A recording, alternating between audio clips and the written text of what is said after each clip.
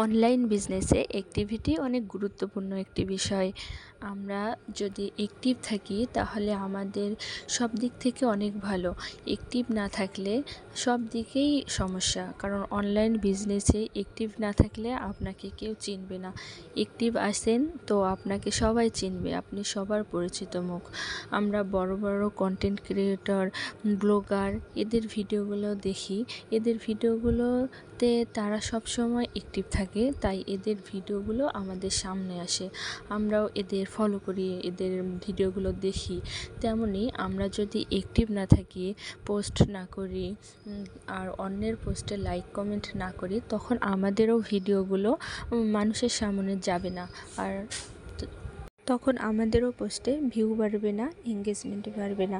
তাই আমরা চেষ্টা করব সবসময় অ্যাক্টিভ থাকার জন্য, নিয়মিত পোস্ট করার জন্য।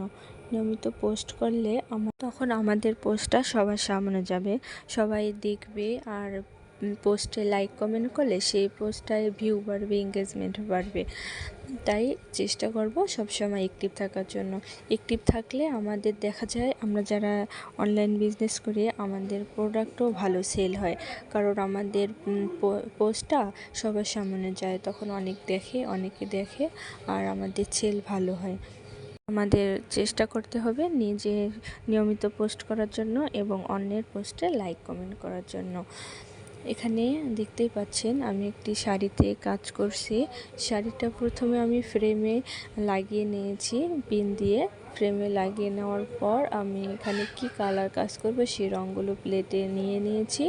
আর এখানে আমি যে ফুলটা এঁকেছি তা হচ্ছে হালকা গোলাপি আর লাল কালারের কম্বিনেশনে চেরির কাজটা হবে। এই কাজটা আমি অনেকবার করেছি, তাই আজকে ভিডিও করা হলো আপনাদের দেখানোর জন্য। আশা করি আপনাদের ভিডিওটা ভালো লাগবে।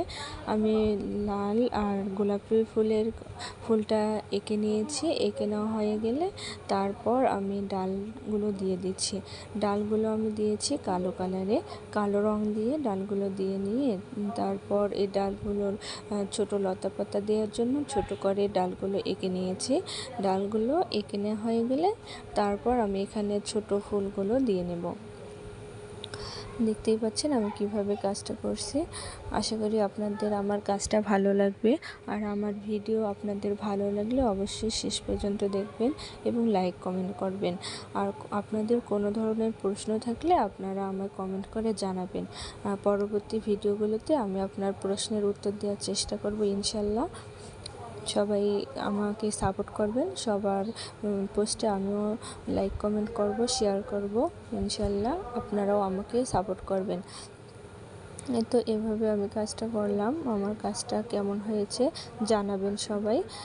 ফুলগুলো হয়ে গেলে আমি এখানে ডালপালাগুলো দিয়ে নিয়েছি, তারপর সবুজ পাতাগুলো দিয়ে দিয়েছি।